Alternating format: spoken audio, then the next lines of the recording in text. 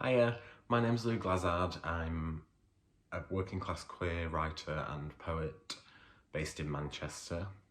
I'm originally from Leeds. My pronouns are he, him. I grew up in Burley, just on the outskirts of Leeds, so I'm very excited to be taking part in the Leeds LGBTQ plus Literature Festival.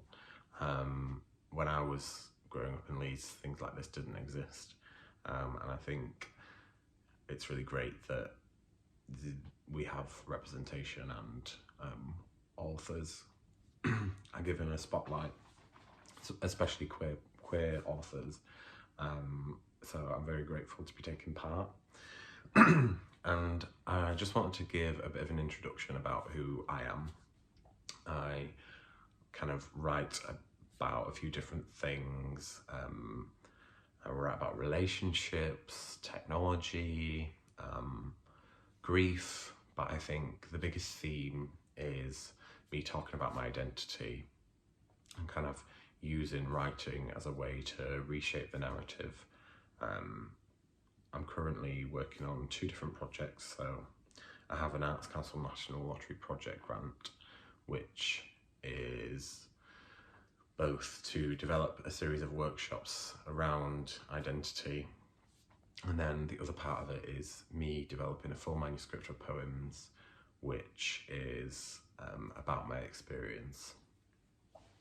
And the other project is an audio piece through a scheme called BBC New Creatives, and that is a series of poems about grief, which I'm going to record soon and hopefully will be on BBC Sounds at some point.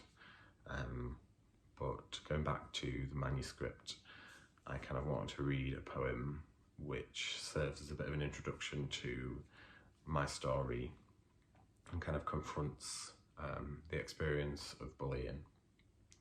This one's called Bullies.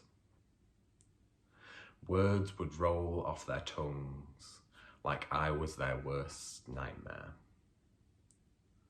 Fatty, gay boy, don't dare look at me. All of this before I knew the meaning of the words, the world. Teenagers are akin to animals, and I, fresh meat, was mauled by intricacies and insults. Instead of carrying the questions around, I simply write their empty faces into these pages and bury their words.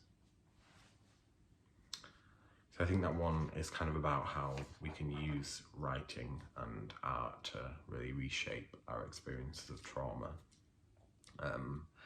And then this next poem is confronting something entirely different.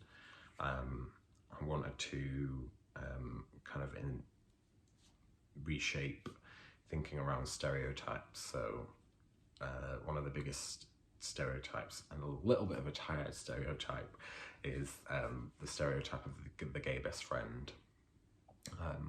And I wanted to create a piece that spoke back to that stereotype, and this piece is called Not Your GBF. I will not come with the clicks and the whistles you expect. I will not hold your shopping as you scramble for the keys to your apartment door. You say, I've always wanted one. And my mouth pulls open, for I am no doll to the shelf, no dancing answer, I am quite simply myself. I will listen to your chatty mouth as you empty out your secrets. I will be open, honestly, speechless, when you tell me how he mistreated you. I will be your gay best friend, if perhaps you learn about me reciprocal, not tokenized, but ready for meaning, humanized even, if we earn it.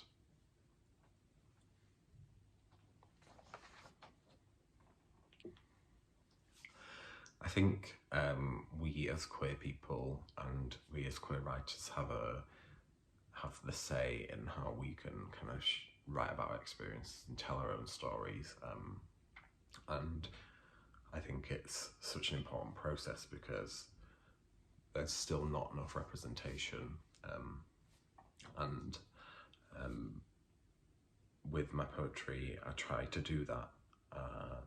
I have written a piece called 100 Hookups, which is a part of my manuscript, and that kind of investigates Grindr and dating as a gay man, and how technology has kind of made that more accessible, but also potentially created a really damaging space.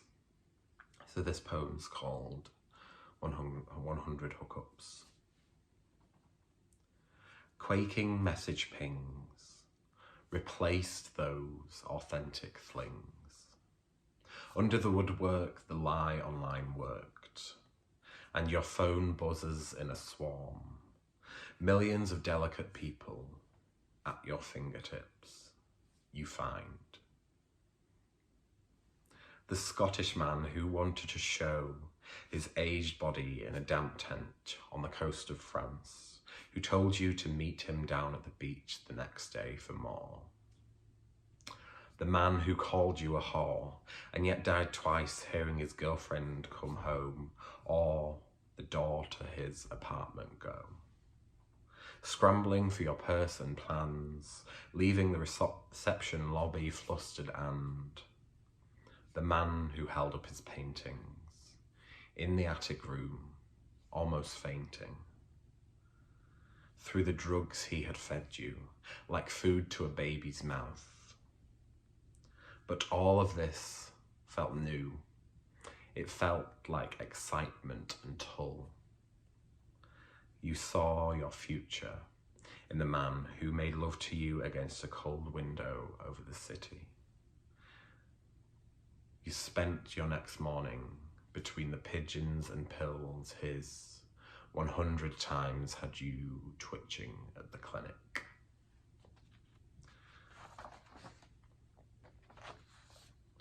In the mornings, your mother was waving at the station as you emptied out the truth to her, and you decided on breath. Out. In. But now, standing on the platform, you grieve because you will never understand men. So I think there's a lot of vulnerability and kind of trying to reshape experiences in that poem, particularly when it comes to thinking about masculinity and how when you're navigating relationships with men, you can potentially not be well equipped to deal with those. And more generally, I wanted to finish on a piece which kind of speaks about the masculine experience and how we have certain expectations of men more generally in society as a whole, and how I've been affected by that as a queer person, and it can be largely worsened in the community. But this poem speaks about how men are expected not to cry, and it's called The Men Hold in Tears. Man, before society got to you, you would cry at every small significant thing. But what happened? Why did you stop? I did, for years, push down the tears to chase some broken ideal of what it means to be a man. To have your feelings so wrapped up so deep down you can barely even express yourself. That is the trick. When you spent years avoiding that flick of the switch, it's hard to get it back. But to laugh, be happy, to feel the sweeter things, never feels quite as good if you push your struggle away. You can't have good days without knowing the bad. Has nobody told you that? Running, rawness, gaping pain just never sings as quite the same triumph if your feelings are happening in some corner of your mind. We should all cry. It's not weak, it speaks to the bad times not lasting forever. It makes us human.